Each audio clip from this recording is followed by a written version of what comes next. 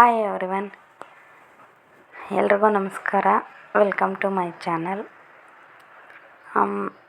ಏನಪ್ಪ ಅಂದರೆ ನಾನು ಇವತ್ತು ವ್ಲಾಗ್ ಏನೂ ಇಲ್ಲ, ಸುಮ್ಮನೆ ಹಾಗೆ ಮಾತಾಡೋಣ ಅಂತ ಅನ್ನಿಸ್ತು. ಯಾಕೋ ಬೇಜಾರಾಗಿತ್ತು, ಅದಕ್ಕೆ ಸುಮ್ಮನೆ ಹಾಗೆ ಸ್ಟಾರ್ಟ್ ಮಾಡಿಕೊಂಡೆ ವಿಡಿಯೋ ಮಾಡ್ತಾಯಿದ್ರೆ ಸ್ವಲ್ಪ ಮೈಂಡ್ ಡೈವರ್ಟ್ ಆಗುತ್ತೆ ಅನ್ನೋ ಕಾರಣಕ್ಕೆ ನಾನು ವಿಡಿಯೋನ ಸ್ಟಾರ್ಟ್ ಮಾಡಿಕೊಂಡೆ. ಇವಾಗ ಏನು ಮಾಡ್ತಾಯಿದ್ದೀನಿ ಅಂದರೆ ಬಸ್ ಸಾಂಬಾರು ಮಾಡ್ತಾಯಿದ್ದೆ. ಸೊಪ್ಪು ಮತ್ತು ಹೆಸ್ರು ಕಾಳು ಹಾಕ್ಬಿಟ್ಟು ಬಸ್ ಸಾಂಬಾರು ಅಂದರೆ ನಮ್ಮ ಮನೆಯವ್ರಿಗೆ ತುಂಬ ಇಷ್ಟ.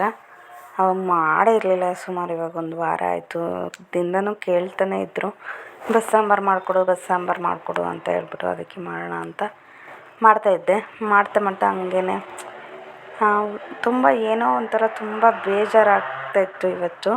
ಹಂಗೆ ವೀಡಿಯೋ ಮಾಡ್ಕೊಳ್ಳೋಣ ಅಂತ ಅನ್ನಿಸ್ತು. ಆ ವಿಡಿಯೋ ಸ್ಟಾರ್ಟ್ ಮಾಡಿಕೊಂಡೆ. ಯಾಕಂದರೆ ಹೆಂಗೆ ಅಂದರೆ ಇವಾಗ ನಮ್ಮ ಮನಸ್ಸಲ್ಲಿ ಏನಾದರೂ ನೋವಿತ್ತು ಅಂತಂದರೆ, ಅಥವಾ ಏನೋ ಒಂಥರ ಸಂಕಟ ಆಗ್ತಾಯಿತ್ತು, ಬೇಜಾರಾಗ್ತಾಯಿತ್ತು ಅಂತಂದರೆ ಯಾರ ಹತ್ರನಾದರೂ ಹೇಳ್ಕೋಬೇಕು.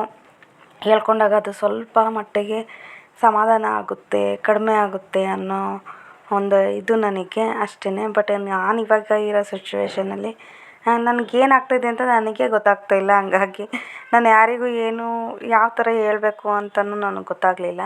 ಅದಕ್ಕೋಸ್ಕರ ಹಂಗೆ ಇವತ್ತೆಲ್ಲ ಒಂಥರ ಡಲ್ಲಾಗಿ. ಯಾಕೆ ಅಂತಂದರೆ ರೀಸೆಂಟಾಗಿ ಇನ್ಸಿಡೆಂಟ್ ನಡೆದಿದೆ ಒಂದು. ಏನಂತಂದರೆ ನನ್ನ ಹಸ್ಬೆಂಡ್ ಅವರ ಫ್ರೆಂಡು ಅಂದರೆ ಕೊಲೀಗ್, ಅವರು ನಿನ್ನೆ ಡೆತ್ ಆದರು. ಹೇಗೆ ಅಂತಂದರೆ ಆಕ್ಸಿಡೆಂಟ್ ಆಗಿ. ಸೊ ಆ ವಿಷಯದ ಬಗ್ಗೆ ನಾನು ಇವತ್ತು ಇಲ್ಲಿ ಮಾತಾಡ್ತಾ ಇರೋದು. ಹೆಂಗಾಯಿತು ಆಕ್ಸಿಡೆಂಟ್ ಅಂತಂದರೆ ನಿಜವಾಗ್ಲೂ ಅದು ನೆನೆಸ್ಕೊಂಡ್ರೂ ನನಗೊಂಥರ ಭಯ ಅನ್ನಿಸ್ತಾಯಿದೆ. ಏನು ಮಾತಾಡಬೇಕು ಏನು ಗೊತ್ತಾಗ್ತಾಯಿಲ್ಲ.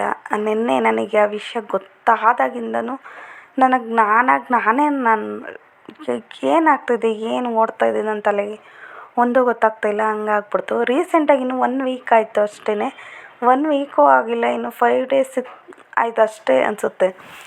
ನಮ್ಮ ಯಜಮಾನ್ರವರ ತಾತ ಅವರು ತೀರೋದ್ರು. ಅವರು ಹಂಗೇ ಆಕ್ಸಿಡೆಂಟ್ ಆಗಿ ತೀರೋದ್ರು. ನಮ್ಮ ಮನೆಯವ್ರು ಹೋಗಿದ್ರು, ಮಣ್ಣಿಗೆಲ್ಲ ಹೋಗಿ ಬಂದರು.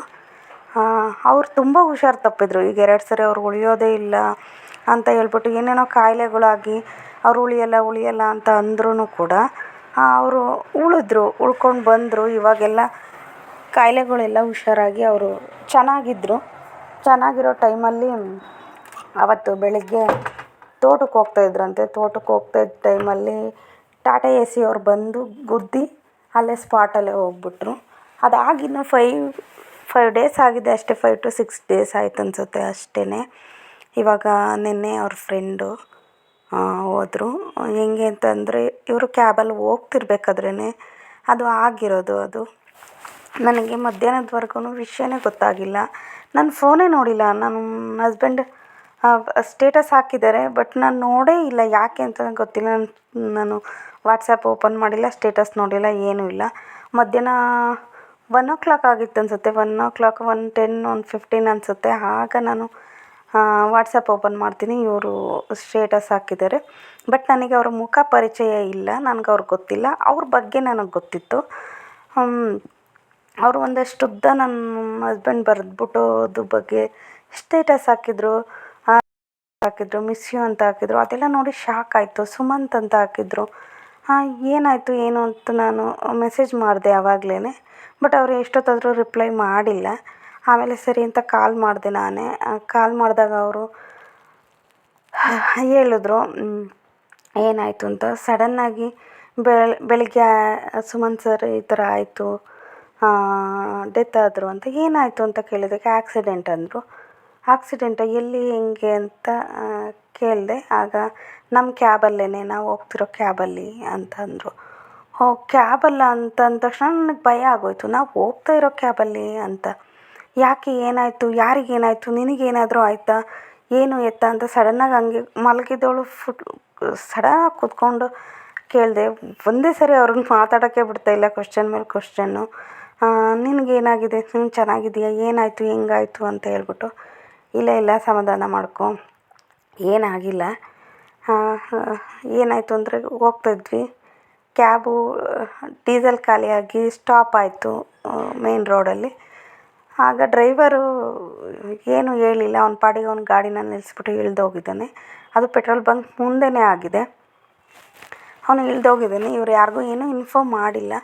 ಆಮೇಲೆ ಇವರು ಯಾಕೆ ಹಿಂಗೆ ಮಾಡ್ದೆ, ಎಲ್ಲೋದ ಅಂತ ಹೇಳ್ಬಿಟ್ಟು ಕೆಳಗಡೆ ಇಳ್ದಿದ್ದಾರೆ. ಅವನಿಗೆ ಕಾಣಿಸಿಲ್ಲ. ಆಮೇಲೆ ಅವ್ನು ಡೀಸೆಲ್ ತರೋಕ್ಕೆ ಹೋಗಿದ್ದಾನೆ. ಆಮೇಲೆ ಇವರು ಕಾಲ್ ಮಾಡಿ ಕೇಳಿದಾಗ ಈ ಥರ ಆಗಿದೆ ಸರ್, ಬರ್ತೀನಿ ಅಂತ ಹೇಳಿದ್ದಾನೆ. ಅಷ್ಟರೊಳಗಡೆ ಅಲ್ಲೆಲ್ಲ ಟ್ರಾಫಿಕ್ ಜಾಮ್ ಆಗ್ತಾಯಿತ್ತಂತೆ. ಅಂದರೆ ಸ್ವಲ್ಪ ಸೈಡಿಗೆ ಹಾಕಿ ಹೋಗಿದ್ದಾನೆ ಅವನು. ಆದ್ರೂ ಅಲ್ಲೆಲ್ಲ ಬ್ಯಾರಿಕೇಡ್ ಹಾಕ್ಬಿಟ್ಟು ನಿಧಾನಕ್ಕೆ ಬರೋಕ್ಕೆ ಆ ಕಡೆಯಿಂದ ಈ ಕಡೆಯಿಂದ ಗಾಡಿಗಳು ಹೇಳಿದ್ದಾರೆ. ನಮ್ಮ ಮನೆಯವರು ಇಳಿದಿದ್ದಾರೆ, ತುಂಬ ಹೊತ್ತು ಕೆಳಗಡೆ ನಿಂತಿದ್ದಾರೆ, ಮಾತಾಡಿದ್ದಾರೆ ಎಲ್ಲ. ಆಮೇಲೆ ಆ ಕಡೆ ಈ ಕಡೆ ಹೋಗೋರೆಲ್ಲ ಸ್ವಲ್ಪ ಕಿರಿಕಿರಿ ಮಾಡ್ತಿದ್ರಂತೆ. ಯಾರಿಗಾದರೂ ಅದು ಆಗೇ ಆಗುತ್ತಲ್ವ, ಸೆಂಟ್ರಲ್ಲಿ ಗಾಡಿ ನಿಲ್ಲಿಸಿದ್ರೆ ಓಡಾಡೋರಿಗೆ ತೊಂದರೆ ಆಗೇ ಆಗುತ್ತೆ. ಇವ್ರು ಈ ಥರ ಆಗಿದೆ ಅಂತ ಆಮೇಲೆ ಆಫೀಸ್ಗೆ ಇನ್ಫಾರ್ಮ್ ಮಾಡಿದ್ದಾರೆ. ಅವರು ಓಕೆ ಬೇರೆ ಕ್ಯಾಬ್ನ ಕಳಿಸ್ತೀವಿ ಅಂತಲೂ ಹೇಳಿದ್ದಾರೆ. ಬಂದಿದೆ ಕ್ಯಾಬೆಲ್ಲ ಬರ್ತಾ ಇತ್ತಂತೆ. ಇವರು ಮತ್ತು ಇವರೊಂದು ಫ್ರೆಂಡ್ಸ್, ಇವರೊಂದಿಬ್ಬರು 3 ಜನ ಕೆಳಗಡೆನೇ ನಿಂತು ಮಾತಾಡಿದ್ದಾರೆ. ಅದೇ ಜಾಗದಲ್ಲಿ ನಿಂತು ಮಾತಾಡಿದಾಗ ಆಮೇಲೆ ಅಲ್ಲೇನೋ ಇದಾಗಿದೆ. ನಮ್ಮ ಮನೆಯವ್ರು ಹೋಗಿ ಕೂತ್ಕೊಳ್ಳೋಣ ಬನ್ನಿ, ಅವ್ರು ಎಷ್ಟೊತ್ತಾದರೂ ಬಂದಿಲ್ಲ, ಹೋಗಿ ಕೂತ್ಕೊಳ್ಳೋಣ ಬನ್ನಿ, ಎಷ್ಟೊತ್ತಾದರೂ ಬರಲಿಲ್ಲ, ಎಷ್ಟೊತ್ತು ಕೆಳಗಡೆ ನಿಂತ್ಕೊಳ್ಳೋದು ಅಂತ ನಮ್ಮ ಯಜಮಾನರು ಮೇಲ್ಗಡೆ ಹತ್ತಿ ಹೋಗಿದ್ದಾರೆ. ಹೋದ್ಮೇಲೆ ಇವರೊಬ್ಬರೇ ಮೇಲ್ಗಡೆ ಹತ್ತಿ ಹೋದ್ಮೇಲೆ ಹೋಗಿ ಕೂತ್ಕೊಂಡವ್ರೆ. ಅಲ್ಲಿಂದ ಅವ್ರು ಕೂತಿದ್ದವರು ಕೆಳಗಡೆ ಇಳಿದಿದ್ದಾರೆ. ಏನು ಆಶ್ಚರ್ಯ ಅಂದರೆ ಅವರು ಕ್ಯಾಬ್ ಆಗಲಿ ಅಥವಾ ಇಷ್ಟು ವರ್ಷದಲ್ಲಿ ಯಾವತ್ತೂ ಅವರು ಸೆಂಟ್ರಲ್ ಕ್ಯಾಬ್ ಏನೋ ಪ್ರಾಬ್ಲಮ್ ಆಯಿತು ಅಥವಾ ಏನೋ ಜಗಳ ಆಗ್ತದೆ ಏನಂದರೆ ಏನಕ್ಕೂ ಅವ್ರು ಕೆಳಗಡೆ ಇಳಿತಾನೇ ಇರಲಿಲ್ವಂತೆ. ಕ್ಯಾಬ್ ಬಿಟ್ಟು ಕೆಳಗಡೆನೇ ಇಳಿತಿರ್ಲಿಲ್ವಂತೆ ಅವರು. ಕಂಪ್ನಿ ಆಯಿತು, ಕಂಪ್ನಿ ಬಿಟ್ಟರೆ ಮನೆ ಅಷ್ಟೇ. ಅಲ್ಲಿ ಸೆಂಟ್ರಲ್ಲಿ ಎಲ್ಲೇ ನಿಲ್ಲಿಸಿದ್ರು ಏನೇ ಆದರೂ ಅವ್ರು ಕೆಳಗಡೆ ಇಳಿತಾ ಇರಲಿಲ್ವಂತೆ. ಅವತ್ತು ಏನಿತ್ತೋ ನಿನ್ನೆ ಅವರ ಹಣೆಬರ ಅಷ್ಟೇ ಅಂತ ಅನಿಸುತ್ತೆ. ಯಾವತ್ತೂ ಕೆಳಗಡೆ ಇಳಿದೇ ಇರೋ ವ್ಯಕ್ತಿ ನೆನ್ನೆ ಕೆಳಗಡೆ ಇಳಿದಿದ್ದಾರೆ. ನಮ್ಮ ಮನೆಯವರು ಅಲ್ಲೇ ನಿಂತಿದ್ರಂತೆ. ಅವರು ಅಲ್ಲಿಂದ ಒಳಗಡೆ ಬಂದಿದ್ದಾರೆ. ಇವರು ಹೋಗಿ ಅದೇ ಜಾಗದಲ್ಲಿ ನಿಂತಿದ್ದಾರೆ. ಜಸ್ಟ್ ಇದು ಆಗಿರೋದು ಒಂದು 5 ಮಿನಿಟ್ಸ್ ಅಷ್ಟೇ. ಇವರು ಅಲ್ಲೇ ನಿಂತಿದ್ದಾರೆ. ಇವ್ರ ಜೊತೆಗಿದ್ದವರಿಬ್ಬರು ಸೈಡಲ್ಲಿ ನಿಂತ್ಕೊಂಡು ಮಾತಾಡ್ತಾಯಿದ್ದಾರೆ. ಆ್ಯಕ್ಟಿವಾ, ಬೇರೆ ದೊಡ್ಡ ಗಾಡಿನೂ ಅಲ್ಲ, ಏನೂ ಅಲ್ಲ, ಆ್ಯಕ್ಟಿವ್ ಹೊಂಡೋದವರು. ಅದು ಹೆಂಗೆ ಬಂದರೋ ಗೊತ್ತಿಲ್ಲ, ಬಂದು ಗುದ್ದಿದ ತಕ್ಷಣವೇ ಫುಲ್ಲು ಇವ್ರು ಹೋಗಿ ಇವ್ರ ಕ್ಯಾಬ್ ಕೆಳಗಡೆನೇ ಕಚ್ಕೊಂಡಿದ್ದಾರೆ. ಆಮೇಲೆ ನಮ್ಮ ಮನೆಯವ್ರು ಎಲ್ಲರೂ ಕೂತಿದ್ರಲ್ವ, ಏನೋ ಒಂದು ದೊಡ್ಡ ಬಂಡೆ ಬಿದ್ದಂಗೆ ಸೌಂಡ್ ಆಗಿಬಿಟ್ಟಿದೆ ಇವರಿಗೆ. ಏನಾಯಿತು ಅಂತ ಕಣ್ಣು ಬಿಡೋದ್ರೊಳಗಡೆ ಅದು ಆಗೋಗ್ಬಿಟ್ಟಿದೆ. ಏನಾಯಿತು ಅಂತ ಅವ್ರ ಗಾಡಿ ಸ್ವಲ್ಪ ಮೂವ್ ಆಗಿದೆ. ಆಮೇಲೆ ಎಲ್ಲರೂ ದಡ ಅಂತ ಇಳಿದು ನೋಡೋಷ್ಟ್ರೊಳಗಡೆ ಅವರು ಕೆಳಗಡೆ ಫುಲ್ಲು ಒಳಗಡೆ ಸಿಕ್ಕಾಕೊಂಡು ಬಿಟ್ಟಿದ್ರಂತೆ. ಆಮೇಲೆ ಇವರೇ ಹೋಗಿ ಎಳೆದಿದ್ದಾರೆ, ತೆಗ್ದಿದ್ದಾರೆ. ನಮ್ಮ ಮನೆಯವರು ಫುಲ್ ಎಳೆದು ತೆಗಿಬೇಕಾದ್ರೇ ಇವ್ರಿಗೆ ಗೊತ್ತಾಗಿದೆ. ಅವ್ರಿಗೆ ಕೈ 2 ಹೋಗಿತ್ತಂತೆ, ಮತ್ತು ಸೊಂಟನೂ ಹೋಗಿದೆ. ಇವ್ರಿಗೆ ತೆಗೆದು ಗಾಡಿಗೆ ಹಾಕ್ಬೇಕಾದ್ರೆ ಇವ್ರಿಗೆ ಗೊತ್ತಾಗಿದೆ ಅದು. ಆಮೇಲೆ ಅಷ್ಟರೊಳಗಡೆ ಅವ್ರದ್ದು ಕ್ಯಾಬ್ಗಳು ಮತ್ತೆ ಬಂತಂತೆ, ಅವ್ರ ಕಂಪ್ನಿ ಕ್ಯಾಬೆಲ್ಲ. ಆಮೇಲೆ ಎಲ್ಲರೂ ಸೇರಿ ಅವ್ರನ್ನ ಹಾಸ್ಪಿಟ್ಲಿಗೆ ಕರ್ಕೊಂಡು ಹೋಗಿದ್ದಾರೆ. ಆಗ ಅವರು ಜೀವ ಇದೆ ಮಾತಾಡ್ತಾಯಿದ್ರಂತೆ. ಇಲ್ಲ ನನಗೆ ಆಗ್ತಾಯಿಲ್ಲ, ಫುಲ್ಲು ನನ್ನನ್ನು ಸಾಯಿಸ್ಬಿಟ್ರು ಅಂತ ಪಾಪ ಅವ್ರ ನೋವು ಏನೋ ಅವ್ರನ್ನ ಬಡ್ಕೋತಾ ಇದ್ರಂತೆ. ಆಮೇಲೆ ಹಾಸ್ಪಿಟಲ್ಗೆ ಕರ್ಕೊಂಡು ಹೋಗಿದ್ದಾರೆ. ಇವರೆಲ್ಲ ಬೇರೆ ಕ್ಯಾಬಲ್ಲಿ ಹೋಗ್ತಾಯಿದ್ದಾರೆ. ಇವರು ನಮ್ಮ ಯಜಮಾನ್ರು ಅಂದ್ರಂತೆ ಅವರು ತುಂಬ ಕೈ ಮತ್ತು ಸೊಂಟಕ್ಕೆ ತುಂಬ ಏಟಾಗಿದೆ, ಅವರಿನ್ನೂ ತುಂಬ 1 ವರ್ಷನೇ ಬೇಕಾಗುತ್ತೋ 6 ತಿಂಗಳು ಬೇಕಾಗುತ್ತೋ ಗೊತ್ತಿಲ್ಲ ಚೇತರಿಸ್ಕೊಳ್ಳೋದಕ್ಕೆ, ರಿಕವರ್ ಆಗೋದಕ್ಕೆ ಅಂತ ಎಲ್ಲ ಮಾತಾಡ್ಕೊಂಡು ಹೋಗಿದ್ದಾರೆ. ಹಾಸ್ಪಿಟಲ್ಗೆ ಹೋಗಿದ್ದಾರೆ. ಅವ್ರಿಗೆ ಏನಾಯಿತೋ ಏನೋ ಗೊತ್ತಿಲ್ಲ, ಅವ್ರು ತುಂಬ ಸೆನ್ಸಿಟಿವ್ ಅಂತೆ. ಇವರು ಯಾವಾಗಲೂ ಹೇಳೋರು, ಅವರು ಅಲ್ಲಿ ಜಗಳ ಆಗ್ತಾಯಿದೆ ಅಥವಾ ಯಾರಾದರೂ ಜೋರಾಗಿ ಮಾತಾಡ್ತಾರೆ ಅಂದರೆ ಅವ್ರ ಹತ್ರಕ್ಕೆ ಬರ್ತಾ ಇರಲಿಲ್ವಂತೆ. ಅವರು ಅಷ್ಟು ಸೆನ್ಸಿಟಿವ್ ಮನುಷ್ಯ, ತುಂಬ ಚಿಕ್ಕ ಏಜು. ಅಲ್ಲಿ ನರ್ಸ್ಗಳು ಮಾತಾಡೋದು ಅಥವಾ ಇವರು ಹೊರಗಡೆ ನಿಂತ್ಕೊಂಡು ಇವ್ರು ಮಾತಾಡೋದು ಎಲ್ಲ ಕೇಳಿಸ್ಕೊಂಡು ಬಿಟ್ಟಿದ್ದಾರೆ. ಕಾಲು, ಕೈ ಮತ್ತು ಸೊಂಟ ಈ ಥರ ಹೋಗಿದೆ ಅನ್ನೋದು ಕೇಳಿನೇ ಅವರು ಶಾಕಲ್ಲೇ ಅವರು ಪ್ರಾಣ ಹೋಯಿತು ಅಂತ ನಮ್ಮ ಯಜಮಾನ್ರು ಹೇಳಿದ ಮಾತು. ತುಂಬಾ ಬೇಜಾರಾಗೋಗ್ಬಿಡ್ತು. ಇನ್ನು ಚಿಕ್ಕ ಮಗು, ಇನ್ನು 7 ಇಯರ್ಸ್ ಅಂತ ಅನಿಸುತ್ತೆ ಅವ್ರ ಮಗಳಿಗೆ. ಹೇಳಿದ್ರು ನನಗೆ ಅದನ್ನು ಕೇಳಿದಾಗಿಂದನೂ ಮತ್ತೆ ಇನ್ನೊಂದು ಹೇಳಿದ್ರು. ನಾನು ಅಲ್ಲಿ ನಿಂತಿದ್ದೆ ಆಶಾ, ಅಲ್ಲಿ ನಿಂತಿದ್ದು ನಾನು ಜಸ್ಟ್ ಒಳಗಡೆ ಬಂದು ಕೂತ್ಕೊಂಡೆ. ಅವ್ರು ಹೋಗಿ ಅಲ್ಲೇ ನಿಂತಿದ್ದಾರೆ ಅಂತ. ಯಾ ಅದು ಏನು ಅನ್ನಬೇಕು ಅದಕ್ಕೆ ಅಂತ ಗೊತ್ತಿಲ್ಲ. ಅವ್ರ ಟೈಮ್ ಕೆಟ್ಟಿತ್ತು, ನಮ್ಮ ಮನೆಯವ್ರ ಟೈಮ್ ಚೆನ್ನಾಗಿತ್ತೋ ಗೊತ್ತಿಲ್ಲ. ಅದು ಅವ್ರು ಆ ಥರ ಹೇಳಿದಾಗಿಂದನೂ ನನಗೆ ಫುಲ್ಲು ಭಯ. ನನಗೆ ಅಂತಲೇ ಅಲ್ಲ, ಈ ಥರದ್ದು ಒಂದು ವಿಷಯ ಕೇಳಿದಾಗ ನಮ್ಮ ಹತ್ರದವ್ರಿಗೆ ಈ ಥರ ಆಗ್ತಾಯಿದೆ ಅಂತ ಅಂದಾಗ ಎಂಥವ್ರಿಗೆ ಆದ್ರೂ ಬೇಡದೇ ಇರೋ ಯೋಚನೆಗಳೆಲ್ಲ ಬಂದ್ಬಿಡುತ್ತೆ ತಲೆಗೆ ಅಲ್ವಾ. ಯಾಕಂದರೆ ಹೌದು, ಇವರು ಗಾಡೀಲಿ ಯಾವಾಗಲೂ ಓಡಾಡ್ತಾ ಇರ್ತಾರೆ. ಮಕ್ಕಳೂ ಅಷ್ಟೇ, ನಮ್ಮ ಮಕ್ಕಳು ವೆಹಿಕಲಲ್ಲಿ ಸ್ಕೂಲ್ಗೆ ಹೋಗಿ ಬರ್ತಾರೆ. ಈ ಥರ ಎಲ್ಲ ತುಂಬ ತಲೆಗೆ ಬಂದ್ಬಿಡುತ್ತೆ, ಏನೇನೋ ಕೆಟ್ಟ ಕೆಟ್ಟ ಯೋಚನೆಗಳೆಲ್ಲ ಬಂದ್ಬಿಡುತ್ತೆ. ನನಗೂ ನೆನ್ನೆ ಹಂಗೆ ಆಯಿತು. ಅವರು ಮನೆಗೆ ಬಂದರು, 4:30 ಹಂಗೆ ಬಂದರು. ಎಲ್ಲ ಪೋಸ್ಟ್ಮಾರ್ಟಮ್ ಮುಗಿಸಿ ಕೊಟ್ಟರು. ನಾವು ಮುಖ ನೋಡ್ಕೊಂಡು ಬಂದ್ವಿ ಅಂತ ಅವ್ರು ತುಂಬ ಅವ್ರ ಮನೆಗೆಲ್ಲ ಗೋಳಾಡ್ತಿದ್ರು. ನಾನು ತಡ್ಕೊಳಕ್ಕಾಗಲಿಲ್ಲ ಅಂತ ಅಂದರು ಬಂದು. ಈ ಥರ ಎಲ್ಲ ಹೇಳಿದ್ಮೇಲೆ ಅವರು ಸ್ವಲ್ಪ ಹೊತ್ತು ಕೂತ್ಕೊಂಡ್ರು, ನಿಂತ್ಕೊಂಡ್ರು, ಮಲ್ಕೊಂಡ್ರು. ಅವ್ರಿಗೆ ಆಗಲೇ ಇಲ್ಲ ಹಿಂಗೆ ಇದ್ಬಿಟ್ರೆ ಆಗಲ್ಲ, ನನಗೆ ಸ್ವಲ್ಪ ಹೊರಗಡೆ ಹೋಗ್ತೀನಿ, ಕೆಲಸ ಮಾಡ್ತಾಯಿದ್ರೆ ಸ್ವಲ್ಪ ಅದೆಲ್ಲ ಮರ್ತೋಗುತ್ತೆ, ಇಲ್ಲಾಂದರೆ ಅದೇ ಕಣ್ಣು ಮುಂದೆ ಬರುತ್ತೆ ಅಂತ ಹೇಳ್ಬಿಟ್ಟು ಅವ್ರು ಸರಿ ನೀನು ಪೂಜೆ ಎಲ್ಲ ಮಾಡ್ಕೊ, ನಾನು ಪೂಜೆ ಮಾಡೋದಿತ್ತು, ಪೂಜೆಗೆಲ್ಲ ರೆಡಿ ಮಾಡಿದ್ದೆ, ಪೂಜೆ ಮಾಡ್ಕೊ, ನಾನು ಹೊರಗಡೆ ಹೋಗಿ ಬರ್ತೀನಿ ಅಂತ ಹೋದ್ರು ಅವರು. ಅವ್ರು ಹೋದ್ಮೇಲೆ ನನಗೆ ನಿಜವಾಗ್ಲೂ ನಿಜ ಹೇಳ್ತಾಯಿದ್ದೀನಿ, ಏನೇನೋ ಯೋಚನೆಗಳು ಆಗ್ತಾನೇ ಇಲ್ಲ ನನಗೆ. ಪೂಜೆ ಮಾಡೋದಕ್ಕೂ ಆಗ್ತಿಲ್ಲ. ತುಂಬ ಕಷ್ಟದಿಂದ ನಾನು ಪೂಜೆ ಮಾಡಿದ್ದೀನಿ. ಫುಲ್ಲು ತಲೆ ಎಲ್ಲ ನೋವು. ಆ ತಲೆನೋವಿಗೆ ತಡ್ಕೊಳಕ್ಕಾಗದೆ ಕಿವಿ ಎಲ್ಲ ನೋವು ಬಂದುಬಿಡ್ತು. ಕಿವಿ ಹೊಡೆತ ಸ್ಟಾರ್ಟ್ ಆಗಿಬಿಡ್ತು. ನನಗೆ ಆಗ್ತಾನೇ ಇಲ್ಲ. ಆಮೇಲೆ ಹೆಂಗೋ ಪೂಜೆ ಮಾಡಿದೆ. ಪೂಜೆ ಮಾಡಿ ನನಗೆ ದೇವ್ರ ಹತ್ರ ಏನು ಕೇಳ್ಕೋಬೇಕು, ಏನು ಹೇಳ್ಬೇಕು ಒಂದೂ ಗೊತ್ತಾಗ್ತಾಯಿಲ್ಲ. ಸುಮ್ಮನೆ ಕೂತ್ಕೊಂಡು ಒಂದು 1/4 ಗಂಟೆ ಸುಮ್ಮನೆ ಹೊತ್ತುಬಿಟ್ಟಿದ್ದೀನಿ. ನನಗೆ ಯಾಕೆ ಅಳು ಬಂತು, ಏನು ಎತ್ತ ಒಂದೂ ಗೊತ್ತಾಗ್ತಾಯಿಲ್ಲ. ಆ ಜಾಗದಲ್ಲಿ ಇವ್ರು ಇದ್ದಿದ್ದರೆ ಏನಾಗ್ತಿತ್ತು ಅನ್ನೋದು ಒಂಥರ ಭಯ ಆಯಿತು. ಮತ್ತು ಪಾಪ ಅವ್ರಿಗೆ ಆ ಥರ ಆಯಿತು ಅನ್ನೋ ಒಂದು ಸಂಕಟ, ಏನೇನೋ ನನ್ನ ತಲೆಗೆ ಬಂದ್ಬಿಟ್ಟು ಸುಮ್ಮನೆ ಹತ್ಬಿಟ್ಟಿದ್ದೀನಿ ಎಷ್ಟೋ ತನಕ ಕೂತ್ಕೊಂಡು. ಆಮೇಲೆ ಅದಾದಮೇಲೆ ನನಗೆ ಆಗಲಿಲ್ಲ. ನಾನು ಕಾಲ್ ಮಾಡಿ ಅವ್ರಿಗೆ ಹೇಳಿದೆ, ಇಲ್ಲ ನನಗೆ ಆಗ್ತಾಯಿಲ್ಲ, ತುಂಬ ತಲೆನೋವ್ತಿದೆ, ವಾಪಸ್ ಬಂದುಬಿಡಿ ಅಂತ. ಆಮೇಲೆ ಅವ್ರಿಗೆ ಅರ್ಥ ಆಯ್ತದು. ಸರಿ ಅಂತ ಹೇಳ್ಬಿಟ್ಟು, ಆಯ್ತು ಇವಾಗಲೇ ಬರ್ತೀನಿ, ನೀನು ಮಲ್ಕೊಳ್ಳಪ್ಪ ಅಂತ ಹೇಳಿದ್ರು. ನಾನು ಮಲ್ಕೊಂಡೆ. ಆಮೇಲೆ ಬಂದವರು ತುಂಬ ಗೊತ್ತಾಯಿತು ಅವರಿಗೆ, ಇವಳು ಏನೇನೋ ಯೋಚನೆ ಮಾಡಿದ್ದಾಳೆ, ಅದಕ್ಕೆ ಇವಳಿಗೆ ಆಗ್ತಾಯಿಲ್ಲ ಅಂತ. ಆಮೇಲೆ ಬಂದು ಕೇಳಿದ್ರು, ಏನಾಯಿತು, ಯಾಕೆ ಹಿಂಗೆ ಯಾಕೆ ತಲೆನೋವು ಬಂತು ಅಂತ. ಆಮೇಲೆ ನನಗೆ ಗೊತ್ತಿಲ್ಲ ಮೈ ಇದ್ದಕ್ಕಿದ್ದಂಗೆ ತಲೆನೋವು ಬಂತು ಅಂತ ನನಗೆ ಗೊತ್ತಾಗ್ತಾಯಿದೆ ಬಿಡು. ಅದಕ್ಕೆ ನಾನು ನಿನ್ನೆ ಇವತ್ತು ಬೆಳಗ್ಗೆಯಿಂದನೂ ನಾನು ನಿನಗೆ ವಿಷಯ ಹೇಳಿರಲಿಲ್ಲ. ಆದರೆ ಮಧ್ಯಾಹ್ನ ನೀನೇ ಕಾಲ್ ಮಾಡಿದ್ದಕ್ಕೆ ಹಿಂಗೆ ಹೇಳಿದೆ ಅಷ್ಟೇ. ನಿನಗೆ ಇನ್ಮೇಲೆ ಯಾವ ವಿಷಯನೂ ಹೇಳಲ್ಲ ಈ ಥರದ್ದು, ನೀನು ತಡ್ಕೊಳ್ಳಲ್ಲ ಅಂತ ನನಗೆ ಗೊತ್ತು. ಹಿಂಗಿದ್ರೆ ಹೆಂಗೆ, ನೀನು ಧೈರ್ಯವಾಗಿರಬೇಕು. ಹುಟ್ತಾ ಯಾರ ಜೊತೆಗೂ ಯಾರೂ ಹುಟ್ಟಲ್ಲ, ಸಾವು ಅಂತ ಬಂದಮೇಲೆ ಯಾರ ಜೊತೆಗೂ ಯಾರೂ ಸಾಯಲ್ಲ. ಬದುಕಿರೋವರೆಗೂ ನಾವು ನಮ್ಮದು ಅಂತ ಇರ್ತೀವಿ ಅಷ್ಟೇ. ಬಟ್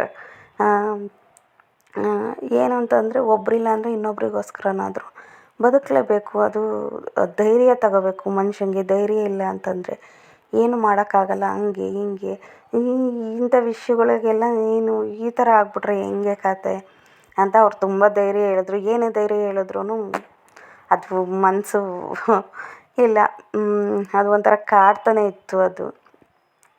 ಓಕೆ, ನೀನು ಇವತ್ತು ಏನು ಮಾಡಬೇಡ, ಮಲ್ಕೊ, ನಾನೇ ಅಡುಗೆ ಮಾಡ್ತೀನಿ ಅಂತ ಹೇಳ್ಬಿಟ್ಟು ಅನ್ನ ಮಾಡಿಬಿಟ್ಟು ಅವರೇ ರೈಸ್ ಮಾಡಿ ಗೊಜ್ಜು ಮಾಡಿ ಅವರೇ ತಿನ್ನಿಸಿ ಆಮೇಲೆ ಟ್ಯಾಬ್ಲೆಟ್ ಕೊಟ್ಟು ನನ್ನನ್ನು ಮಲಗಿಸಿದ್ರು ರಾತ್ರಿ. ಹಂಗಾಯಿತು. ಆದ್ರೂ ಇವತ್ತು ನೆನ್ನೆ ಎಲ್ಲ ಮುಗೀತು, ಇವತ್ತು ಬೆಳಗ್ಗೆಯಿಂದನೂ ಅದೇ, ಮತ್ತು ಇವಾಗಲೂ ಹಂಗೇ ತುಂಬ ಒಂಥರ ಬೇಜಾರು. ಅದು ಮನಸ್ಸಿಂದ ಹೋಗ್ತಾನೆ ಇಲ್ಲ ನನಗೆ, ಹಂಗಾಗ್ತಾಯಿತ್ತು. ಆದರೆ ದಯವಿಟ್ಟು ಎಲ್ಲರ ಹತ್ರನೂ ಕೇಳ್ಕೊಳ್ಳೋದು ಇಷ್ಟೇ, ಯಾರಾದ್ರೂ ಗಾಡಿನ ನೋಡಿಕೊಂಡು ಓಡಿಸಿ.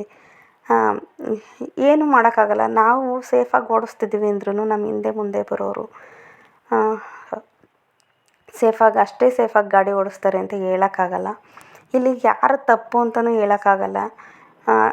ಡೀಸೆಲ್ ಖಾಲಿ ಆದ್ರೂ ನೋಡ್ಕೊಳ್ದೇ ಇರೋ ಡ್ಯೂಟಿಗೆ ಬಂದಿರೋ ಆ ಡ್ರೈವರ್ ತಪ್ಪ, ಅಥವಾ ಗಾಡೀಲಿ ಬಂದು ಗುದ್ದಿದ್ದು ಆ ಯಪ್ಪನ ತಪ್ಪ, ಅಥವಾ ಇವ್ರು ಕೆಳಗಡೆ ಹೋಗಿ ನಿಂತಿದ್ದು ಇವ್ರ ತಪ್ಪ. ಇಲ್ಲಿ ಯಾರು ತಪ್ಪು ಅಂತ ಹೇಳೋಕ್ಕಾಗಲ್ಲ. ಇದೆಲ್ಲ ವಿಧಿಯಾಟ ಅಷ್ಟೇ. ಏನು ಮಾಡೋಕ್ಕಾಗಲ್ಲ.